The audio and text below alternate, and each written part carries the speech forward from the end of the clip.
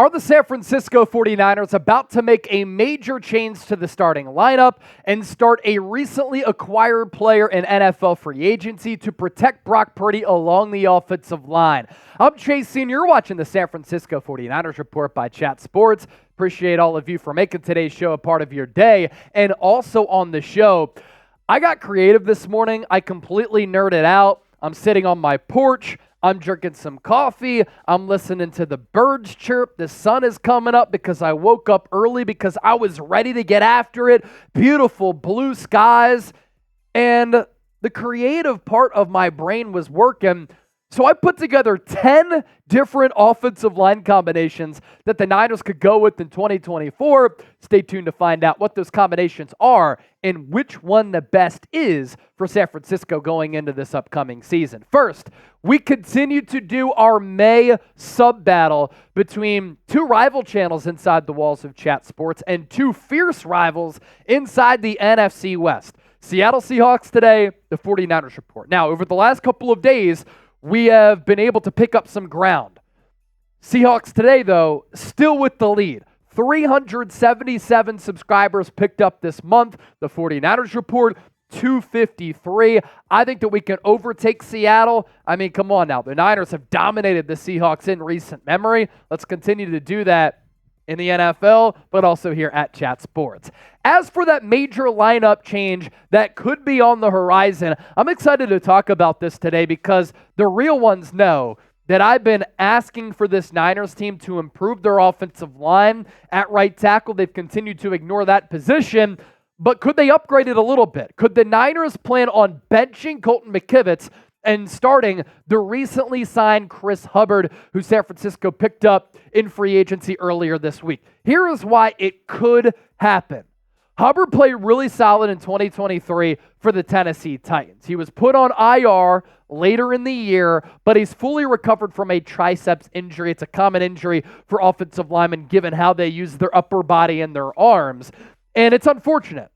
For a team that has Super Bowl aspirations, the options at right tackle are extremely limited. You have Hubbard, McKivitz, and then Brandon Parker, who is not a starting offensive tackle in this league. But McKivitz struggled mightily, as we know, in 2023, and Hubbard, a very serviceable and experienced 10-year veteran who last year put up better numbers and played better than Colton McKivitz. In case you don't know who Hubbard is, this is why you watch this show and subscribe, because we keep you informed on this team better than any other YouTube channel, and we like to entertain you and have you a part of the program as well. Hubbard is a 10-year veteran. He's a little bit older, 33 years old, but as we know, offensive linemen can play in this league for a really long time. He was undrafted out of UAB in 2013, and when I talk about the experience, I'm not lying. He's appeared in 94 games throughout his NFL career, which includes 58 starts. And last year with Tennessee, he held up pretty well. 9 starts on the resume, 4 sacks, gave up 18 pressures, not great, but bad quarterback play can sometimes enhance that number. But he did have a pass blocking efficiency grade, according to Pro Football Focus, of 95.9. Some more in-depth numbers on what Hubbard was able to accomplish in 2023, and then we'll compare that with what McKivitz did or did not do in 2023. The overall grade of 69, that's about league average, and it's in the green, according to Pro Football Focus. Pass blocking grade, 67.8, not too shabby. Run blocking grade, right around that average mark of 64.1. No penalties, so that goes to show you the experience that he has under his belt. He did give up those 4 sacks, 4 hits allowed, 18 pressures, and all of his snaps coming at right tackle. That's the position in question that we're discussing on today's show. His path so far in the NFL, a couple of different stops. I think this is pretty telling here. Other than the Titans, he hasn't been one and done. That tells me that these organizations have valued having Hubbard on their team. They see something in the player. He's with the Steelers from 2014 to 2017, 14 starts. 2018 to 22, he's with the Browns. He starts 34 games. And then with the Titans last year, those aforementioned 9 starts. Of course, it's not ideal when you have a team that's this legit, this dangerous, that has Super Bowl aspirations like the Niners have to be on that quest for 6, and these are the options at right tackle. Because San Francisco, and this is very frustrating, continues to not value the offensive line like they should. But the reason why we're having this debate, having this conversation, this is a legitimate question here. And it's a real question that the Niners should ask themselves. Is Hubbard better than Colton McKivitz? And if he is, or if he outplays Colton McKivitz in the preseason and in training camp, can you afford to run it back with McKivitz once again? Because in 2023, he was not good. This is a reason why he was a late round pick. He has the short arm length and a wingspan. I think he's more of a swing tackle or an interior offensive lineman, and that showed last year. In the regular season, he was durable. That's good. More than 1,000 snaps, 573 of the pass blocking variety, but he gave up 9 sacks, 47 total pressures, one of the lowest graded tackles in all of football, and he surrendered a lot of hits on Brock Purdy. And then in the playoffs, he wasn't better. 205 snaps on 123 pass blocking snaps, 0 sacks allowed. Good job. 12 pressures allowed, though, in 3 games. That's an easy average of 4 per game. And Brock Purdy's escapability, his athleticism, his ability to make plays improvisationally, that has helped out this offensive line as far as the O-line's numbers and McKivitz's numbers not being worse than what they already are, and then the 2 hits as well in the playoffs. So with that, this is today's poll question, and it's the pinned comment on today's video. Who should start at right tackle? Is it Colton McKivitz? Is it Chris Hubbard? Let me know down in the comment section. Now, as I mentioned off the top, this morning, my brain was just working. I love when I'm in that headspace. Could other changes be in store along the offensive line? I put together 10 different offensive line combinations for San Francisco here.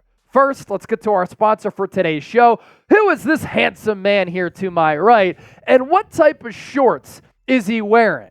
Well, he's wearing Chubbies shorts, of course. And you can hop on board the Chubbies train and get 20% off your purchase by going to chubbiesshorts.com/chat and use the code CHAT. Sky's out, thighs out. Summer is right around the corner, and our friends at Chubbies are bringing you the good vibrations, as you can see, as I give you a little bit of a tour of our Chat Sports office and studio. Chubbies is a lifestyle apparel brand that makes every moment feel like a vacation.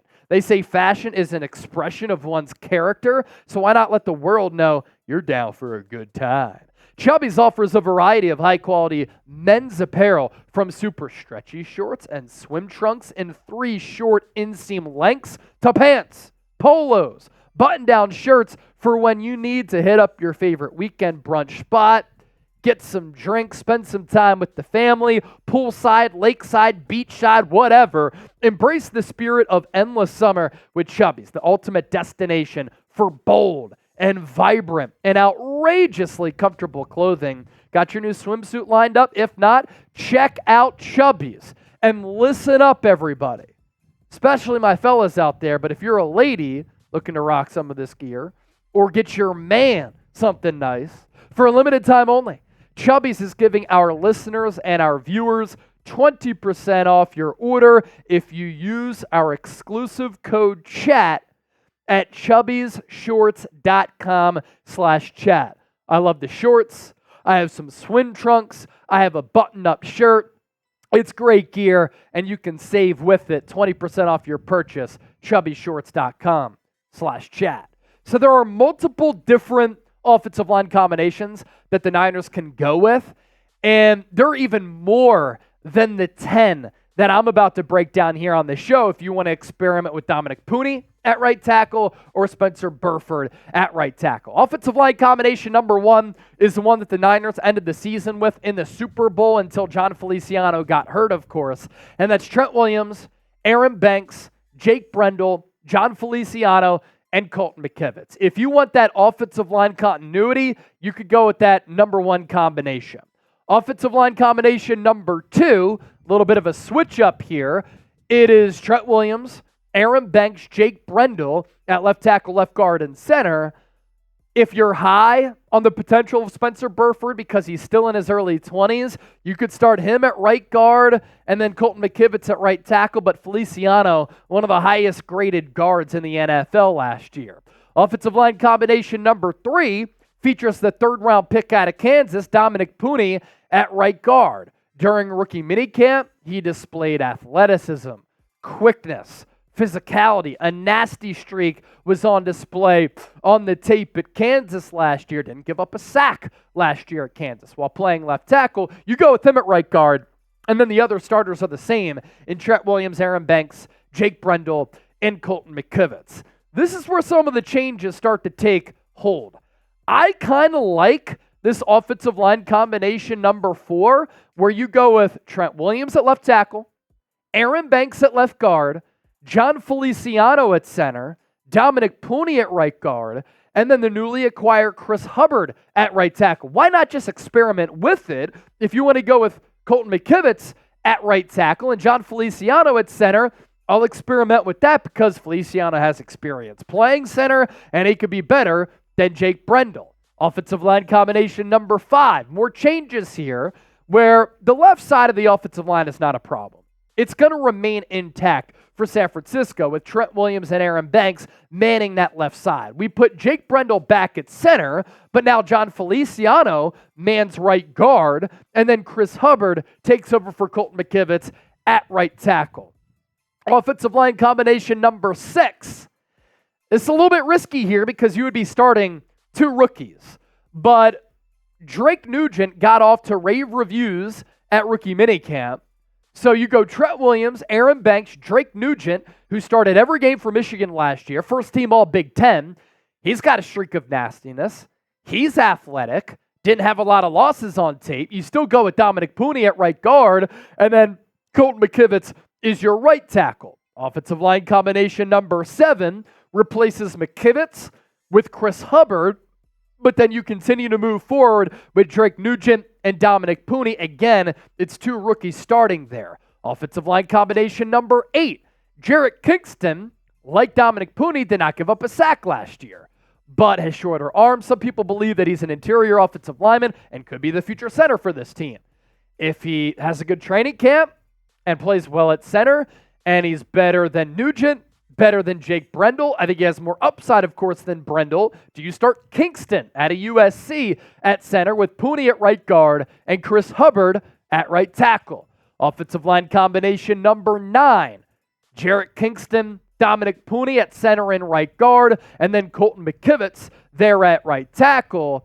And then the last one here, offensive line combination number 10, you have Drake Nugent, Dominic Pooney at center and right guard, and then Colton McKivitz at right tackle instead of Chris Hubbard. So the point here being, Niners have a lot of options. Some people want to see Burford experimenting at right tackle. As Tom Downey would say, That's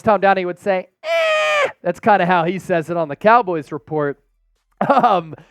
You could go Burford at right tackle, but look, he struggled at right guard.